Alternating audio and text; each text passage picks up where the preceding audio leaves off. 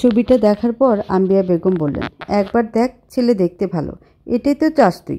আয়জা অন্যদিকে মুখ ঘুরিয়ে রাখলো। তিথি ডোডোকে কোলে নিয়ে চুপচাপ দাঁড়িয়ে আছে।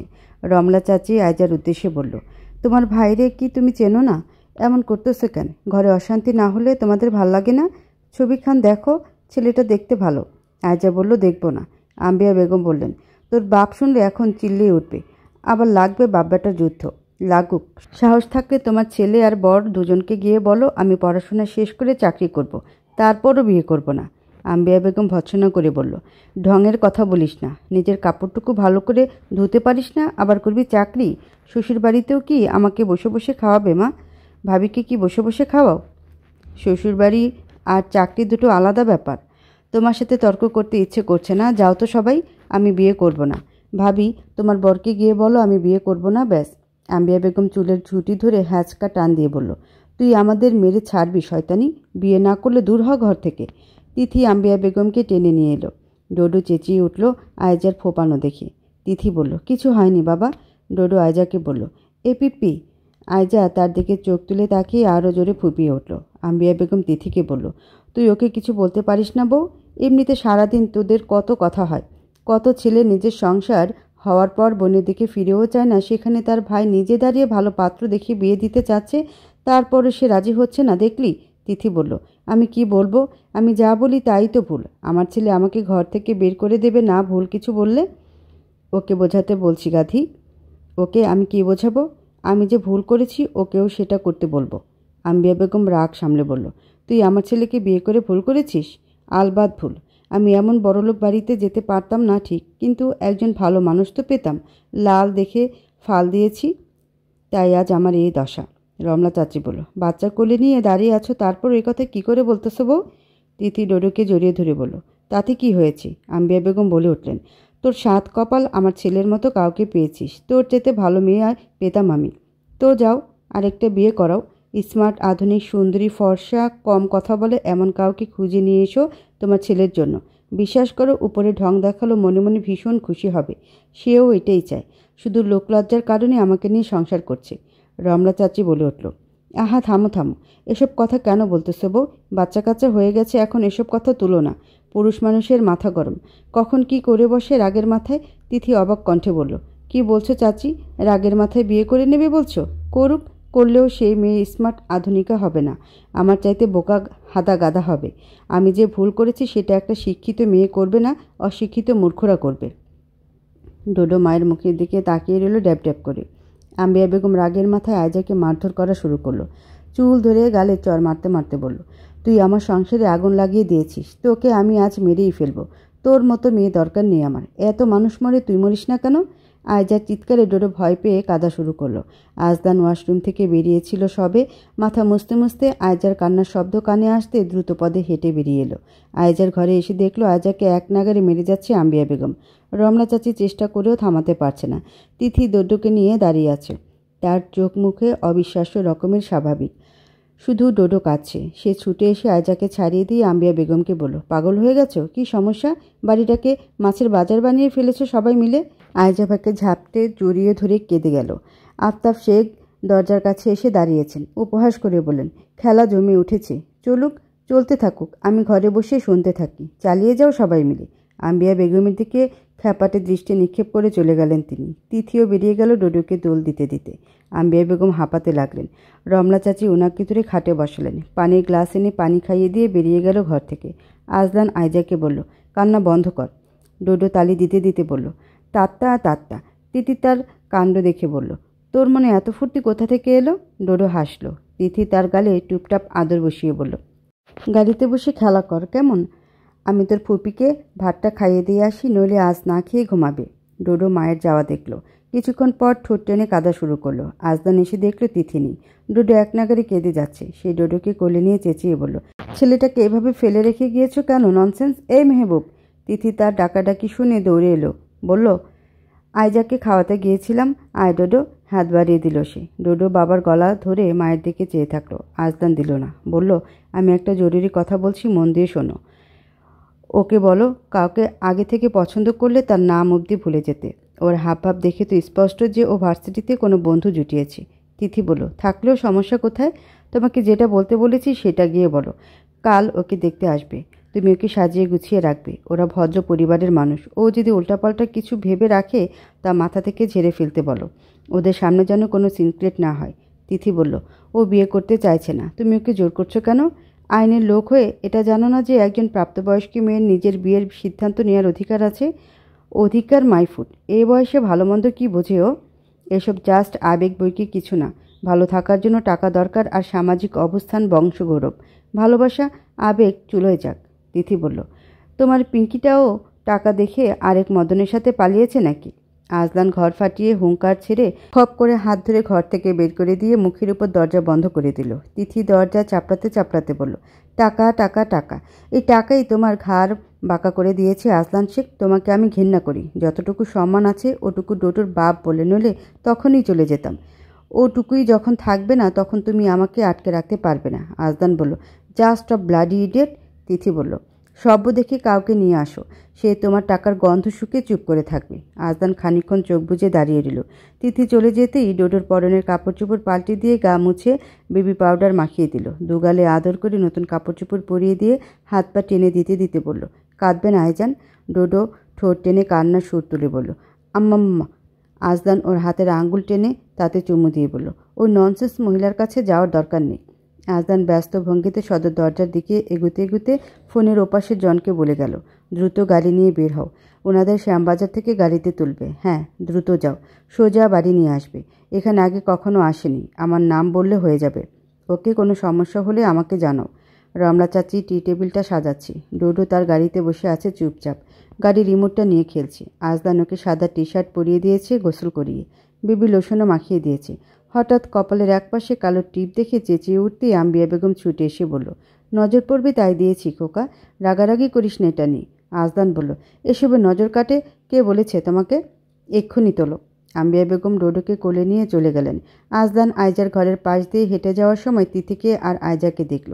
আয়জাকে শাড়ি পরিয়ে সাজিয়ে গুছিয়ে চুল বাঁধছে তিথি। ফোনে কল আসায় আজলান ব্যস্ত ভঙ্গিতে হেঁটে চলে গেল। আতিফা এসেছে ওর ছেলে মেয়ে নিয়ে। ওরা ডোডোকে নিয়ে ব্যস্ত হয়ে পড়েছে। ডোডো তাদেরকে পেয়ে গলা ফাটে চিৎকার করে খেলছে। তিথি আয়জাকে রেডি করে মেহমানদের অপেক্ষায় ঘুরঘুর করছে।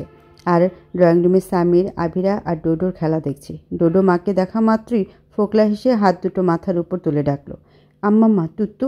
তিথি হাত দেখিয়ে বলল, মার দেব। ডোডো কান্নার সুর তুলে হাত বাড়িয়ে ডাকলো। তিথি হেসে বলল, যাব না। দরজার কলিং বেল বেজে উঠতেই তিথি মাথায় শাড়ির আঁচল তুলে দৌড়ে গেল। দরজা খুলতে দেখল জারিফ দাঁড়িয়ে, এক হাতে অনেকগুলো মিষ্টি আর সন্দেশের কার্টুন, অন্য হাতে মিষ্টি দইয়ের হাঁড়ি। তিথি বলল, আপনি? পাত্রপক্ষ এসেছে? আম্বিয়া বেগম এসে বলল, এই ছেলে, তুমি এতদিন পর এলে? এতদিন কই ছিলে? আমার MBA ফাইনাল পরীক্ষা চলছিল আন্টি। তোমার আম্মা আব্বা কেমন আছে? ভালো আছে। মেহমান চলে এসেছে? জারিফ উত্তর দিল, হ্যাঁ, স্যারের সাথে আসছে। আজলান মেহমান নিয়ে বাড়িতে প্রবেশ করা মাত্রই আম্বিয়া বেগম এবং আফতাব শেখের সাথে পরিচয় করিয়ে দিল। জারিফকে এক কোণায় দাঁড়িয়ে ডোডোকে কোলে নিয়ে আদর করতে দেখে বলল, মইন, তুমি আজ আমাদের সাথে রাতে খাবে। আজ কোনো না শুনতে চাই না। কিন্তু স্যার? কোনো কিন্তু না। ডোডো জারিফকে বলল, তুত্তু। আজলান চলে যাচ্ছিল। ডোডোর কথা শুনে থেমে গিয়ে ফিরে চাইল। বলল, বাবু কি বলছে? জারিফ বলল, বুঝতে পারছি না স্যার। আজলান ডোডোকে কোলে নিয়ে গালে আদর করে বলল, কি চাই বাবা? ডোডো বলল, আম্মান তুত্তু। আজলান দাঁত কিরমির করে বলল, বোকা মহিলা সাজগোজের খপ্পরে পড়ে বাচ্চাকে খাওয়াতে ভুলে গেছে। তিথির কাছে নিয়ে যাওয়ার পর সে দেখল তিথি সন্দেশ খাচ্ছে। আজলান বলল, ওর খিদে পেয়েছে, খেতে দাও। তিথি ডোডোর মুখে সন্দেশ ভেঙে পুড়ে দিয়ে বলল, অসম্ভব, শাড়িতে পিন করেছি, এখন ওকে খাওয়াতে গেলে অনেক সমস্যা। আজলান শক্ত গলায় বলল, ওর খিদে পেয়েছে মেহবুব, শেষবার খাইয়েছ কখন? তিথি ডোডোকে কোলে নিয়ে ফেলল।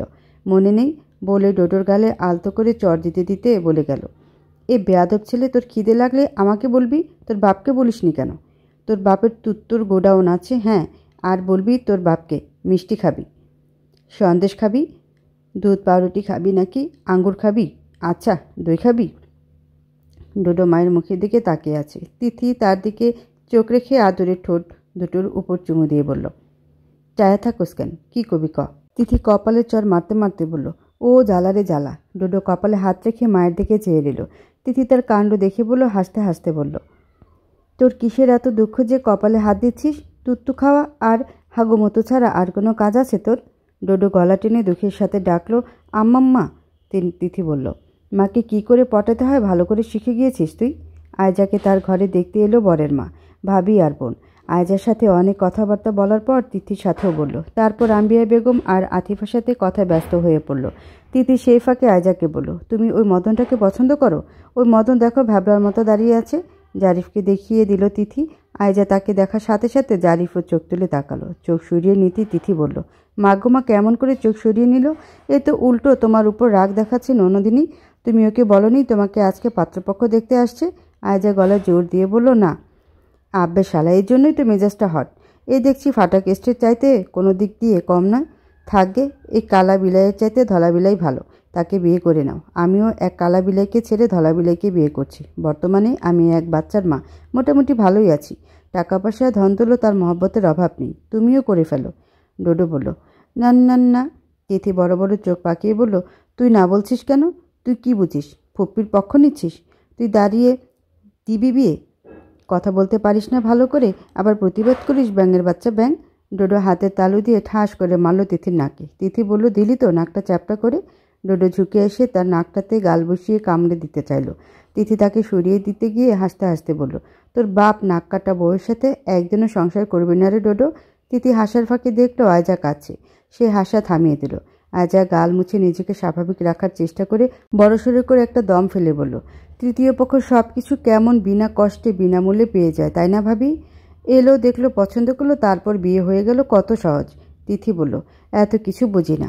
থার্ড পার্সনের সাথে তোমার ভাই সংসার করছে, এক বাচ্চার বাপ হয়েছে, তো কোনো কিছু কি আটকে আছে? আয়জা বলল, নেই বলছো?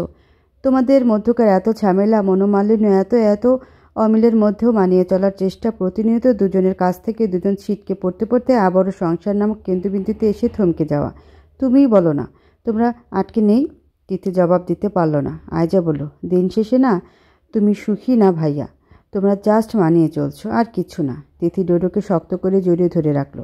চাওয়া পাওয়ার হিসেবে সবসময় সবার প্রাপ্তির খাতাটা কি আসলে পরিপূর্ণ থাকে? আয়জাকে পাত্রপক্ষের পছন্দ হয়েছে, পাত্রকে আম্বিয়া বেগম আর আজলানের পছন্দ হয়েছে। আফতাব শেখ কোনো মতামত জানাননি। তিথিরও মনে হলো ছেলেটা মন্দ না, বিয়েটা হয়ে যাওয়ার ভালো। স্যারের সামনে দাঁড়িয়ে দুটো কথা বলা সাহস বোধ হয় জারিফের এই জীবনেও হবে না। আজলান এক বসে কথা পাকাপাকি করে নিল, দিন তারিখ দেনাপাওনা সব কিছুর হিসেব।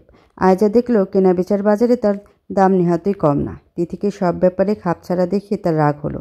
তাকে আশা দেখিয়ে এখন চুপ করে আছে, সব কিছু হালকাভাবে নিয়েছে।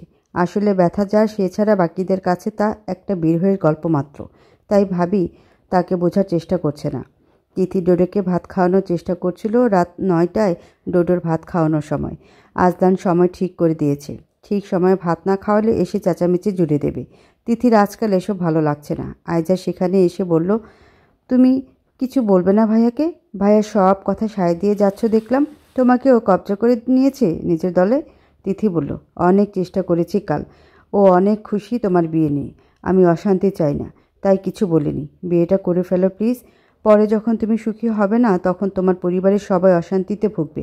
জারিফ ভাইয়ার কোনো চাকরি নেই এখন, তোমার ভাই ওর হাতে তোমাকে তুলে দেবে কেন? আয়জা বলল, তুমি চেষ্টা করেছো আদৌ? তিথি বলল, বিশ্বাস না হলে তুমি গিয়ে বলো, আমাকে কেন ঝুঁকিতে ফেলছো? আমি ভাইয়াকে এসব কথা কি করে বলবো? নিজের ভাইকে জমের মতো ভয় পাও, আবার আমাকে ঠেলে দিচ্ছ সেই জমের কাছে। এমনিতে দিনরাত আমার ভুল ধরতে ধরতে কাহিল, সেখানে এসবে জড়ালে আমাকে এক কাপড়ে বাড়ি ছাড়তে হবে। আয়জা বলল, আমি বললে আমাকেও বাড়ি থেকে বের করে দেবে, নয়তো ওনাকে ডেকে এনে অপমান করবে। তুমি তো ভাইয়াকে চেনো, সেও মধ্যবিত্ত হতে পারে, কিন্তু আত্মসম্মান আছে। তিথি বলল, আমি কোনো প্রকার সাহায্য করতে পারবো না ননদিনী, তাই আমার আশা ছাড়ো। আয়জা দুহাতে মুখ ঢেকে বসে পড়ল। ডোডো হামাগুড়ি দিয়ে তার পিঠের উপরে উঠে মাথা ফেলে ডাকলো, এ পিপ্পি। তিথি তাকে ডেকে টেনে কোলে তুলে নিয়ে বলল, ফুপির মাথা খারাপ, এখন কথা বলবে না? নে খাওয়া শেষ কর ডোডো, অনেক কাজ পড়ে আছে। আয়জা বেরিয়ে গেল রাগ করে। ডোডো আর খেতে চাইল না। তিথি পানি খাইয়ে দিয়ে গাল মুছে দিল, দোল দিয়ে বলল, এবার চুপচাপ ঘুমিয়ে পড়ছো না, মায়ের অনেক কাজ। ডোডো দুপাশে মাথা নাড়ল। তিথি বলল, ঘুমাবি না? ডোডো তার দিকে চেয়ে রইল। তিথি টাপুস টুপুস আদর করে বলল, তাহলে চল বাসনকুসন ধুয়ে দিবি মাকে। ডোডো দুপাশে মাথা নাড়ল। তিথি বলল, তাও করবি না? তাহলে বসে বসে পড়াশোনা কর। বলে ড্রয়ার থেকে তার জন্য আনা বইটা বের করে দিল তিথি। বইটা আজদান এনেছে ডোডোর জন্য। তিথি ডোডোকে বিছানায় বসিয়ে বইয়ের পাতা উল্টে দিয়ে ডোডোর আঙ্গুল টেনে দিয়ে ছবিতে আঙ্গুল টিপে টিপে বলল, এ দেখ গরু, এটা ছাগল, এটা বানর, এটা সাপ। মাকে যদি জ্বালাস তাহলে এরা এসে গপ করে তোকে খেয়ে ফেলবে। ডোডো ছবির সাথে নাক লাগিয়ে ছবিগুলো দেখছে। তিথি হেসে বলল, ওরে আমার পড়াকু ছেলে রে, কি মনোযোগ দিয়ে দেখছি। ডোডো মাথা তুলে মায়ের সাথে হাসল। তিথি তার গালে শক্ত চুমু বসিয়ে বলল, পর আমি কাজ সেরে আসছি, বেশি করে পড়। তোর স্কুল কলেজে পড়া লাগবে না, সোজা ইউনিভার্সিটিতে যাবি ঠ্যাঙ্গুর ঠ্যাঙ্গুর করে। ছেলেকে জ্ঞান দিয়ে তিথি বেরিয়ে গেল। সে যাওয়ার পর ডোডো বইটা ছিঁড়ে কুটি কুটি করলো। তিথি কাজ ছেড়ে এসে দেখলো ডোডো বইটা ছিঁড়ে চিবিয়ে চিবিয়ে কাগজগুলি খাচ্ছে। তিথি কপাল চাপড়ে বলল, তোর বাপ তো আমাকে আজ আস্ত রাখবে না ডোডো, এটা কি করলি? পড়তে বলেছি আর তুই চিবিয়ে খেয়ে ফেলেছিস। ডোডো কিছুক্ষণ গালে আঙুল রেখে মায়ের দিকে ভীত চোখে চেয়ে দিল। ক্ষণকাল পর লাফিয়ে উঠে বলল, আব্বা। তিথি চমকে উঠে পেছন ফিরতেই আজদানকে দেখে জমে গেল। তারপর দৌড়ে গিয়ে ডোডোর গাল থেকে কাগজগুলি বের করলো। ডোডো তার আঙ্গুল কামড়ে ধরতে তিথি ঠাস করে চড় দিল। ডোডো হাউমাউ করে কেঁদে উঠল। সেই ফাঁকে তিথি সব কাগজ বের করে মেঝেতে ফেলে দিয়ে বলল, তোকে পড়তে দিয়েছি আর তুই এসব করছিস, পচা ছেলে। ডোডো কাঁদতে লাগলো। আজদান হাতের ঘড়ি খুলতে খুলতে মা ছেলেকে দেখতে লাগলো চুপচাপ। তার চোখ ডোডোর দিকে আর মেঝের দিকে। তিথি ডোডোকে কোলে তুলে বুকের সাথে জড়িয়ে ধরে রেখে বেরিয়ে গেল। আজদান হেঁটে গিয়ে বইটা হাতে নিতেই দেখলো দুটো পৃষ্ঠা ছিঁড়ে ফেলেছে ডোডো। বইয়ের গায়ে এখনও ডোডোর লালা লেগে আছে। বইটা রেখে কোমরে হাত দিয়ে মেঝের দিকে তাকালো সে। মেঝেতে ভাত আর কাগজে ছেঁড়া ভেজা টুকরো পড়ে আছে। তিথি ডোডোকে আফতাব সাহেবের কাছে রেখে এলো। তারপর মেঝেটা পরিষ্কার করে আজদানের দিকে এক পলক চেয়ে চুপচাপ বেরিয়ে গেল। 16-17 দিনের মতো বাকি আছে বিয়ের। এখন থেকে বিয়ের যাবতীয় কেনাকাটার লিস্ট তৈরি হয়ে গিয়েছে। নিজ হাতে লিস্টটা লিখতে গিয়ে তিথির হাত কাঁপছিল। যার জন্য এত আয়োজন সে এসব ফিরেও দেখছে না। আম্বিয়া বেগম আর আতিফাকে খুশি দেখালো। আতিফার স্বামীর সাথে বহুদিনের দ্বন্দ্ব চলছে আজদানের সাথে। এই প্রথম জামাইকে বাড়ি আনবেন আম্বিয়া বেগম, তাও অনেক কষ্টে। আতিফা একবার বাচ্চা দুটোকে নিয়ে বাড়ি চলে এসেছিল একা একা, তাও ঝড়ের রাতে। শাশুড়ির সাথে তার কিছুতেই বনিবনা হয় না। সেই সাথে আজদান খেপেছিল বোনের জামাইয়ের উপর। কত বড় সাহস, মা বাবা বউ বাচ্চাকে বের করে দিয়েছে অথচ তার হুঁশ নেই। দুজনের মধ্যে বহুদিন রেষারেষি চলল। আতিফার বর জামিলের আর শেখ বাড়িতে আসা হয়নি সেজন্য। আতিফা এবার অনেক জোর করলো। আম্বিয়া বেগমও অনুরোধ করলো, তাই আসার জন্য মত দিয়েছে সে। আজদান যাদের যাদের দাওয়াত করবে তাদের একটা লিস্ট করেছে। তিথি দেখলো বেশিরভাগই আইনের লোক, র্যাবের সদস্য, পুলিশ সদস্য, গোয়েন্দা অধিদপ্তরের লোকজন। বিশাল পরিসরের লোকজনের খাওয়ার দাওয়ার আয়োজন করা হলো। আজদান জানালো 2500 মানুষের দাওয়াত থাকবে সেদিন। গরু দুটো জবাই করা হবে। সে বড় পরিসরে আয়োজন করতে চাচ্ছে, কারণ তার বিয়ের সময় তেমন কোনো আয়োজন হয়নি। তিথি তা শুনে আয়েজার ঘরে এলো বলার জন্য। ঘরে আলো নিভানো ছিল। আয়েজা উপর হয়ে শুয়ে আছে। সে তিথির সাথে কথা বলা বন্ধ করে দিয়েছে 4 দিন হলো। তিথির ঘরে যায় না, তিথিকেও ডাকে না, ডোডোকেও কোলে নেয়নি। এমনকি ঘর থেকে পর্যন্ত বের হয়নি সে। খাওয়া দাওয়া কমিয়ে দিয়েছে, এমনকি চুল পর্যন্ত ভালো করে আশ্রয় নেই কদিন। আম্বিয়া বেগম সারাক্ষণ বকে যাচ্ছে, কিন্তু কোনো লাভ হচ্ছে না। তিথি বলল, এই ননদিনী শোনো, তোমার বিয়ে হবে এই এলাকার গ্র্যান্ড ওয়েডিং। খবরদার উল্টাপাল্টা কোনো কাজ করার পরিকল্পনা করো না। তোমার ভাইয়ের নাক কাটা গেলে কারো আস্ত রাখবে না। আচ্ছা, সারাক্ষণ ঘরে শুয়ে থাকো, বোর লাগে না? তাকাও আমার দিকে।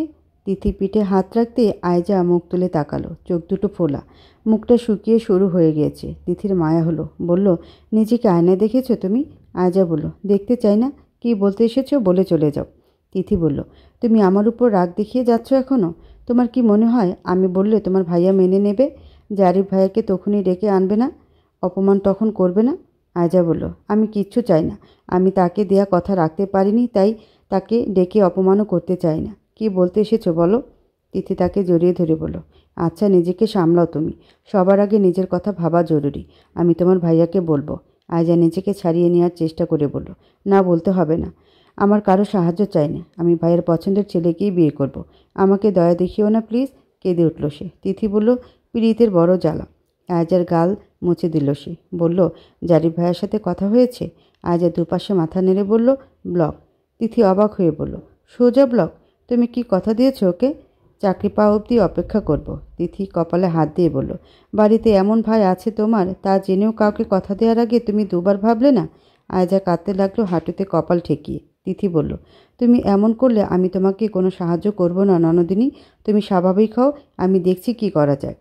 আফতাব শেখ এতদিন চুপ ছিল দেখে আজদান ভেবেছে উনি হয়তো বিয়েতে মত দিয়েছেন, কিন্তু হঠাৎ করে তিনি জানালেন আমার এই বিয়েতে মত নেই।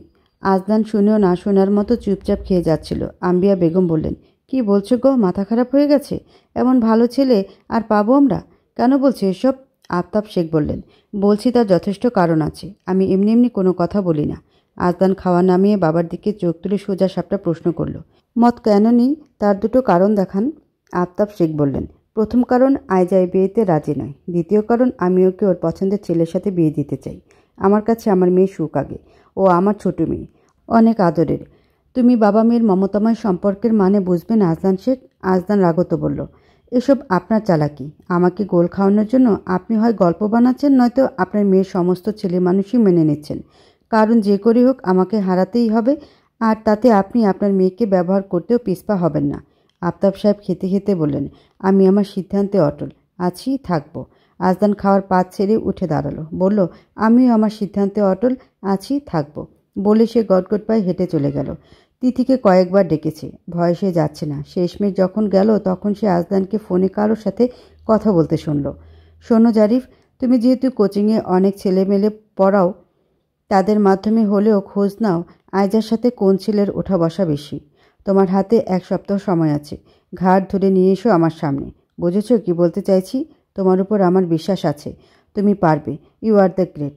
তোমার অবজারভেশন পাওয়ারের কথা আমি জানি। তদন্ত বিভাগে তোমার জায়গা আমি নিজেই করে দেব। তুমি আমাকে এটুকু হেল্প করো। তিথি কপালে হাত দিয়ে বলল, সর্বনাশ। আজদান কথা বলার শেষে তার উপস্থিতি টের পেয়ে দরজা খুলে টেনে ভেতরে ঢুকিয়ে নিল। ডোডো ঘুমাচ্ছে হাত পা ছড়িয়ে ছিটিয়ে। বাবার গায়ের উপর উঠে অনেকক্ষণ বক্সিং খেলার চেষ্টা করেছে, তারপর ক্লান্ত হয়ে এখন ঘুম। তিথিকে ঘরে ঢুকিয়ে এনে আজদান তার হাত ছেড়ে দিল, বলল, কাল থেকে আফতাব শেখকে নজরে নজরে রাখবে, কখন কি করছে সব।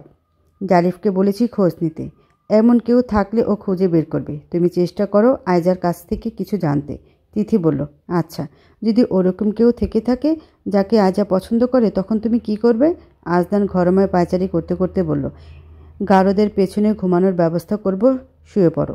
তিথি তাকে পেছন থেকে জড়িয়ে ধরে বলল, ছেলেটা যদি তিথিকে ভালোবাসে, পুলিশের ডান্ডার বাড়ি খেয়ে ভালোবাসা বেরিয়ে যাবে। তিথি বলল, শ্বশুর মশাই তোমার সাথে পারবে না, চিন্তা করো না। আজদান তার হাত দুটো থেকে নিজেকে ছাড়িয়ে নিয়ে সনিগ্ধ কণ্ঠে বলল, আজ তোমার ঘৃণা কোথায় গেল? তিথি বলল, সবসময় ঘৃণা করি না। আজদান বলল, ঘৃণাটাকে বাঁচিয়ে রাখো। তোমার মতো মেয়েরা এটাকে সম্বল করে বাঁচে। যাও ঘুমিয়ে পড়ো। আর হ্যাঁ, কাল ডোডোর গায়ের উপর পা তুলে দিয়েছ, ননসেন্স। Be careful. আরেকবার যদি দেখি সোজা মেঝেতে নামিয়ে দেব। রাতে ঘটনার পুনরাবৃত্তি ঘটল।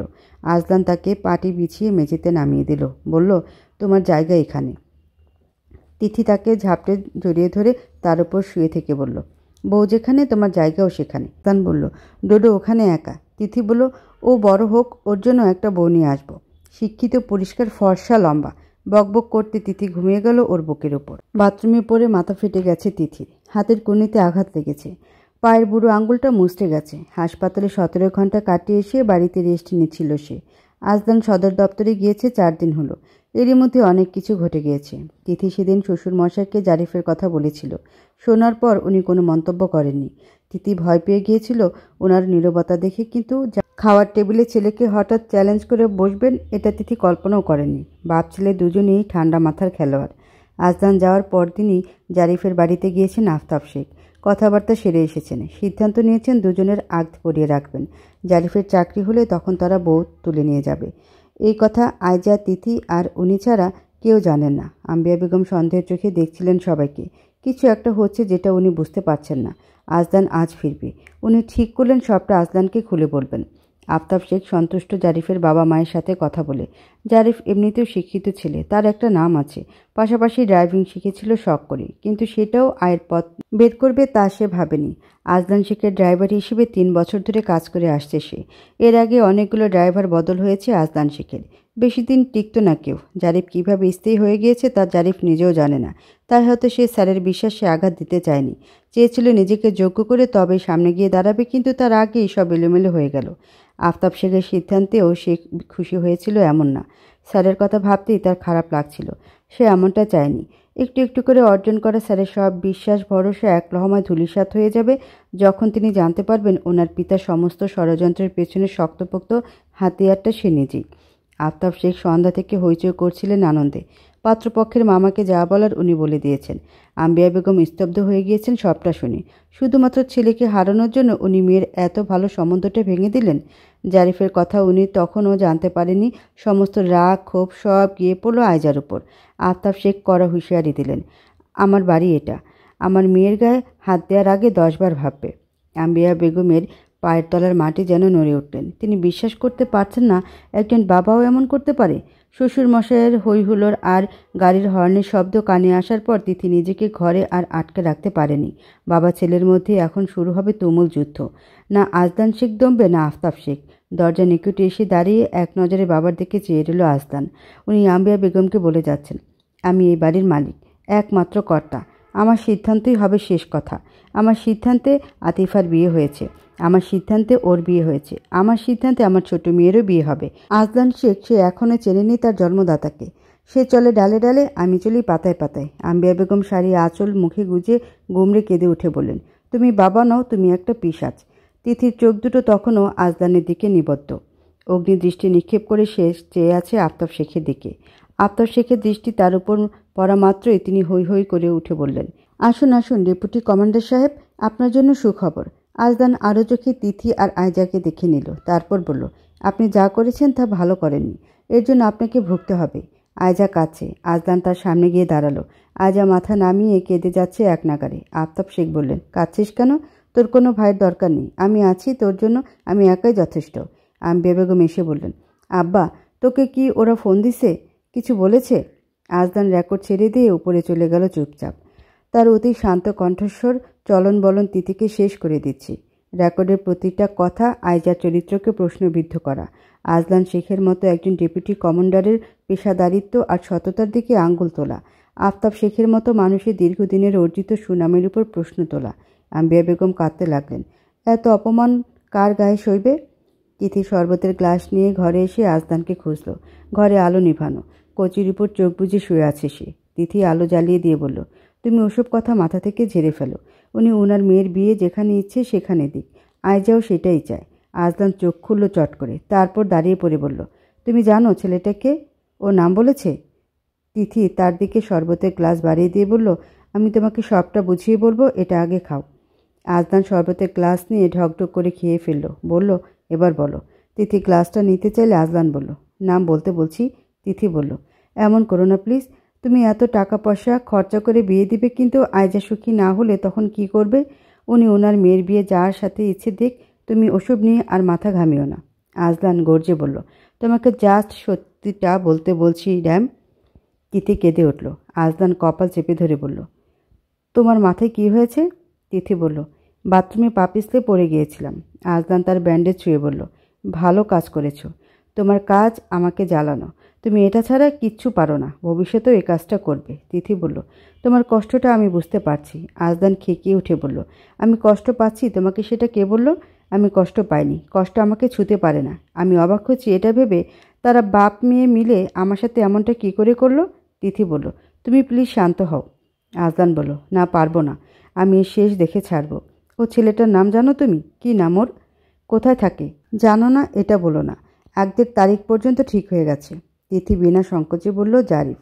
আজদান পায়চারি করতে করতে বিড়বিড় করল, জারিফ জারিফ জারিফ। তারপর চমকে গিয়ে ফিরে তাকালো তিথির চোখ বরাবর, চোখে অপার বিস্ময়। আজদান কপালের উপর হাত রেখে লম্বা হয়ে চুপ করে শুয়েছিল। আয়জা দরজা মেলে পা টিপে টিপে ঘরে ঢুকে ভাইয়ের পায়ের কাছে গিয়ে বসে থাকলো অনেকক্ষণ। আজদান ফোপানির শব্দের চোখের উপর হতে হাত সরিয়ে নিয়েছে। মেঝেতে হাঁটু রেখে পায়ের কাছে আয়জাকে বসে থাকতে দেখে সে জিজ্ঞেস করলো, কী চাই এখানে? আয়জার কান্নার শব্দ একটু বাড়ল। বলল, আমাকে মাফ করে দাও ভাইয়া, তুমি মত না দিলে এসব বিয়ে টিয়ে কিছু হবে না। আজদান পা সরিয়ে নিয়ে বলল, আমি ঘুমোচ্ছি, বিরক্ত করিস না। আয়জা কাঁদতে লাগলো। আজদান চুপ করে রইল। আয়জা বলল, তুমি অপমানিত হও এটা আমি চাইনি ভাইয়া। আজদান বলল, আমি কৈফিয়ত চাইনি, তুই যা এখান থেকে। আয়জা তার পায়ের কাছে পড়ে কাঁদতে লাগলো। আজদান অনেকক্ষণ পর বিছানা থেকে নেমে গেল। বলল, জারিফ ভালো ছেলে, ও তোকে ভালো রাখবে। তোর বিয়েতে আমার কোনো আপত্তি নেই, কিন্তু আসল কথা হচ্ছে তোর বিয়েতে আমি থাকতে পারবো না, সম্ভব না। তুই যা এখন। আয়জা বলল, এমন করো না ভাইয়া, আব্বা করেছে যা করার। আমি এমন কিছু করতে বলিনি যাতে তোমার অপমান হয়। আমি আব্বাকে কিচ্ছু বলিনি, আমি শুধু ভাবিকে বলেছি। আজদান ঘাড় ফিরিয়ে ভ্রুকুটি করে বলল, ভাবি? মেহবুব সব জানতো? আয়জা আমতা আমতা করে বলল, না মানে। তিথি তখনই কফির মগ নিয়ে এলো। আজদান বলল, তুই যা এখন। আয়জা বলল, না ভাবি, এমন কিছু বলেনি, তুমি ভাবিকে ভুল বুঝো না। আজদান তার হাত ধরে ঘর থেকে বের করে দিয়ে দরজা বন্ধ করে দিল। তিথি কফির মগটা নিয়ে দাঁড়িয়ে রইল চুপচাপ। আজদান তার পেছনে হেঁটে এসে জিজ্ঞেস করল, তুমিও সুযোগটা লুফে নিলে? আসল ষড়যন্ত্রকারী দেখছি আমার বউ। আম্বিয়া বেগম বিলাপ করছেন। আফতাব সাহেব গম্ভীর মুখে বসে রয়েছেন। আম্বিয়া বেগম কপালে দুহাত চেপে রেখে বলে যাচ্ছেন, তোমার জন্য ওদের সংসারটা ভাঙলে আমি তোমাকে মাপ করব না বলে দিলাম। তোমার হঠকারিতার জন্য ওদের মধ্যে এত ঝামেলা হচ্ছে। তোমরা বাপ মেয়ে মিলে আমার সোনার সংসারটা ভাঙছ, মাপ দেব না তোমাদের আমি। আফতাব শেখের মুখে কথা নেই। তিনি একদৃষ্টে মেঝের দিকে তাকিয়ে আছেন আর ভাবছেন আজদান শেখের কথা। ওনাকে শায়েস্তা করার জন্য সে এখন যা খুশি সিদ্ধান্ত নিতে পারে। বউর সাথে সম্পর্ক ছিন্ন করার কথাও ভাবতে পারে, কারণ বউটাকে তিনি পছন্দ করে এনেছেন। তাই সব দোষ এখন বউর ঘাড়ে গিয়ে পড়বে। এখন তিনি কোনো কথা বলবেন না। সে কতদূর যেতে পারবে তিনি তা দেখবেন। ডোডো কাঁদছে, আয়জাও কাঁদছে তার সাথে। সে মায়ের কাছে যেতে চাচ্ছে, কিন্তু এখন ওখানে যাওয়া সম্ভব না। ছোট বাটিতে করে সেদ্ধ নুডলস নিয়েছে সে। ডোডো সেটা মুখেও নিচ্ছে না, সে মায়ের কাছেই যাবে। তিথি সুটকেসে কাপড় চোপড় সব ভরতে ভরতে হাতের উল্টোপিঠে চোখ মুছল। এই শেখ বাড়িতে হয় সে থাকবে, নয় আজদান শেখ। আজদান শেখ চূড়ান্ত সিদ্ধান্ত নিয়ে ফেলেছেন, এমন চক্রান্তকারী ষড়যন্ত্রকারী বউর সাথে সে সংসার করবে না। বিশেষ করে যে বরের কথা না ভেবে শ্বশুরের হয়ে কাজ করে, তার সাথে তো নয়। তিথি কোনটা চায় জিজ্ঞেস করার পর তিথি জানিয়েছে সে চলে যাবে। বাড়ির ছেলে বাড়িতে থাকুক। আম্বিয়া বেগম কাঁদছিলেন ছেলে চলে যাবে শুনে। কারণ কিছু বছর আগেও সে একবার ঘর বিমুখী হয়েছিল। একবার ঘর বিমুখী হলে তাকে ঘরমুখ করতে অনেক পোহাতে হবে। সে এমন এক পাষাণ বর্বর হৃদয়ের মানুষ যে স্বজনদের ছায়া থাকতে না পারলেও বেশ ভালোভাবে বাঁচে। শাশুড়ির কান্না দেখে তিথি বুঝে গিয়েছিল তিনি চাইছেন তিথি এমনটাই বলুক, কারণ ঘরের বউ একবার চলে গেলে আবার ফিরিয়ে আনা যাবে খুব সহজে। সে বেশ সহজলভ্য কিনা, কিন্তু ছেলে গেলে ফিরিয়ে আনা দুষ্কর। আফতাব শেখ ছেলের প্রতিশোধের ধরন দেখে স্তব্ধ হয়ে গিয়েছেন। ওনাকে সে জিততে দেবে না কিছুতেই। তাই তো কথার পিঠে কথার জবাব না দিয়ে একেবারে মোক্ষম জায়গা চালটা দিয়েছে। রমলা চাচি তিথির পেছনে দাঁড়িয়ে আছে। সে কাপড় ভরা শেষে বলল, ডোডোকে একটু এনে দাও চাচি। রমলা চাচি বললেন, পারুম না, ওরে আনা বারণ। তিথি অবাক কণ্ঠে বলল, কেন? কেন মানে? তুমি একা যাইতেছো তোমার বাপের বাড়িতে, তোমার বাবুরি নিয়ে যাইতে পারবা না? তিথি জিজ্ঞেস করলো, আজদান শেখ বলেছে? বলছে। এবার তুমি খুশি হয়েছ? যাও, এবার নাচতে নাচতে বাপের বাড়ি যাও। এটাই চাইছে সবাই। তুমি চলে যাইতেছো, যাও, আমিও চলে যাবো। এ বাড়িতে আর কাজকাম করুম না। তিথি সুটকেসটা গুছিয়ে ঘরের বাইরে এনে রাখলো। আজদানের সাথে আজ নতুন ড্রাইভার এসেছে। তিনি কাকাদের বয়সী উপরে উঠে তিথি সুটকেসটা নিয়ে গেল। আম্বিয়া বেগম তা দেখে আফতাব শেখকে বললেন, তুমি আটকাবে না? কিছু বলবে না? আফতাব শেখ বললেন, এখন তোমার ছেলের হাতে পায়ে ধরতে হবে আমাকে? ও চাইছে আমি ওর হাতে পায়ে ধরে অনুরোধ করি? যাক, বউটাকেও সম্মান করে উল্টে ফেলছে এমনও না। যাক, কিছুদিন পর নিজে গিয়ে ফিরিয়ে নিয়ে আসবে বউ। তার মাথা ব্যথাও তারই হবে। বাচ্চাকে না দেখে কদিন থাকতে পারবে? আম্বিয়া বেগম কপাল চাপড়ে বললেন, বাচ্চাকে দিচ্ছে নাও। আমি এতক্ষণ কাকে কি বলছি? ডোডো ওর মায়ের সাথে যাবে না? আফতাব শেখ রাগে ক্ষোভে ফেটে পড়লেন। বললেন, মগের মুল্লুক নাকি? ও এখনও মাকে ছাড়া থাকতে শিখেছে? বর্বর ছেলে। নিজের বাচ্চার প্রতিও তার মায়া মহব্বত নেই। আম্বিয়া বেগম কাঁদতে লাগলেন, তুমি করেছো যা করার। আমি কত কিছু সহ্য করি ওদের সংসারটা টিকিয়ে রাখার জন্য, কত কিছু লুকিয়ে যাই, কত কথা চেপে রাখি। তুমি সব শেষ করে দিয়েছো। তোমাকে আমি মাপ দেব না। আফতাব শেখ বললেন, আসল কথা হচ্ছে ওর বউয়ের প্রতি ওর নিজের মায়া মহব্বত নেই।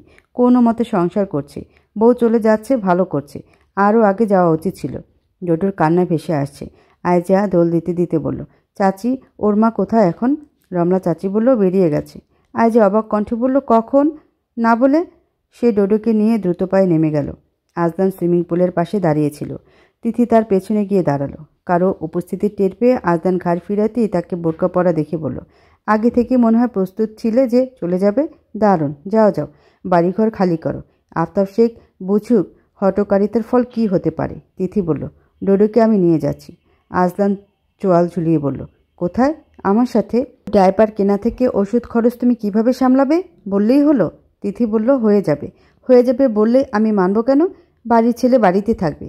তোমাকে আমি যেতে বলছি না, তুমি নিজে এই সিদ্ধান্ত নিয়েছো।